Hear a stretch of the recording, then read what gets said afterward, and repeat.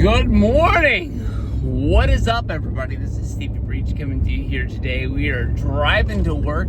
I think today is February 23rd as we're counting down to the Elimination Chamber as well as WrestleMania 41. Last night, Raw on Netflix. Another really good show. Honestly, I think that they kick some dirt and they try to cover up the whole Cody Rhodes and Rock thing. I think then that thing comes back out, whether if they bring it back out on SmackDown or especially on the Chamber when The Rock shows up. It's gonna get ugly again. It doesn't really make a whole lot of sense. But tonight on Monday Night Raw, using Rollins and Cody out there, and Rollins, saying everything that he did for him last year at the at WrestleMania. Stepping up at the press conference, making it a 2-on-2 tag team match that saved Cody's World Heavyweight Championship shot, and then he came in there and he was the shield for Cody to win the championship by Roman getting distracted, going after Seth, the guy who turned on him in the Shield, and left Cody to hit the crossroads and get the 1, 2, 3 and become the new champion. That's really all they did. That's it. Seth got in there. He said, "I'm coming for you. I'm coming for the title." He says he's going to win the Chamber. I don't think he is. The most fun of the night was in the women's division. And I don't really honestly say that all that much. But my brain last night as I was going to bed, as well as this morning when I was getting dressed, thinking about the Elimination Chamber for the women, I really was thinking that Roxanne Perez was going to win that match because of the fact Naomi and Bianca Belair have the tag titles. Liv Morgan looks like she's like the overall favorite, but she was wrapped up in this tag title feud. I thought they might do a tag title match at WrestleMania. I ended up picking Roxanne Perez because of her Cinderella rookie success that she's had coming up to the main roster. I thought that they might just continue it on through, and even though Mommy is gonna just basically make her look like a dwarf out there inside of the ring, I thought that it might take the ultimate underdog to beat Rhea Ripley in a WWE ring. Anyways, it just doesn't make a whole lot of sense. I mean, since China, I think that she is the king queen of that division. She just, how do you beat her? I mean, you're not just going to go in there and beat her up, roll her up, and get the 1, 2, 3. That's just not going to happen. She's bigger than everybody.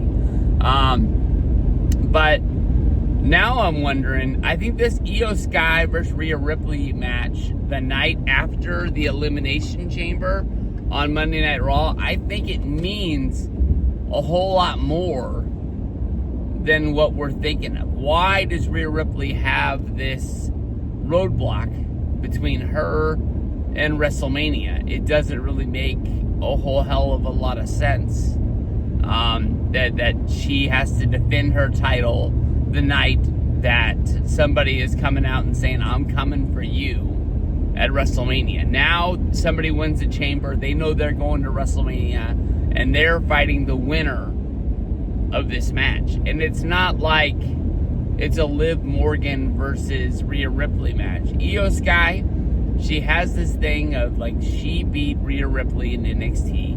Rhea Ripley's never beat her. But Io Sky on the main roster isn't going out there and beating, am I allowed to say anybody? But I mean, it seems like this match is the ultimate underdog. So whoever wins the Chamber is gonna need to be a heel.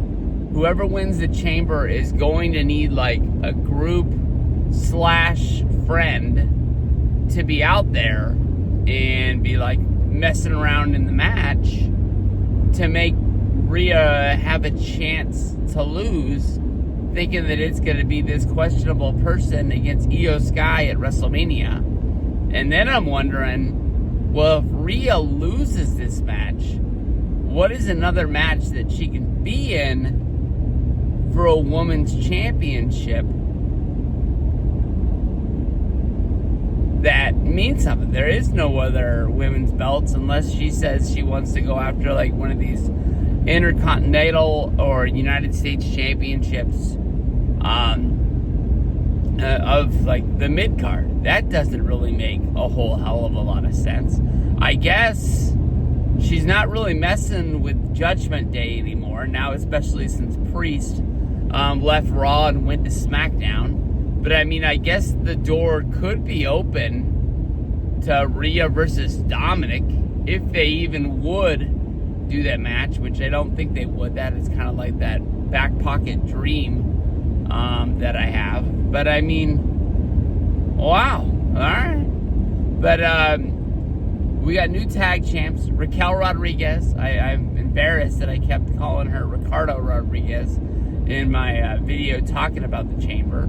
Her and Liv Morgan, they get the win over Bianca Belair and Naomi. They also clear their name, which they're Judgment Day. I mean, it's not like we really take their word for them, but when they come out and say that they're clearly just not involved, they just used this, finger point that they did it to their benefit. They used it to get a title shot because when they said that they were the ones who did it, Naomi and Belair were quick to try and hide their wrongdoings, I'm guessing, and saying, hey, we're going to fight you. That fight turned into a title shot, and they lost tonight. So that sucks. So in my mind, I think this is all leading up to, Jade coming back.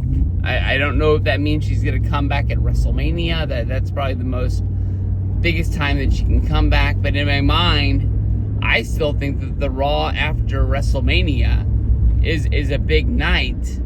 I would think that is the night that she comes out and she kind of shows that she's good to go.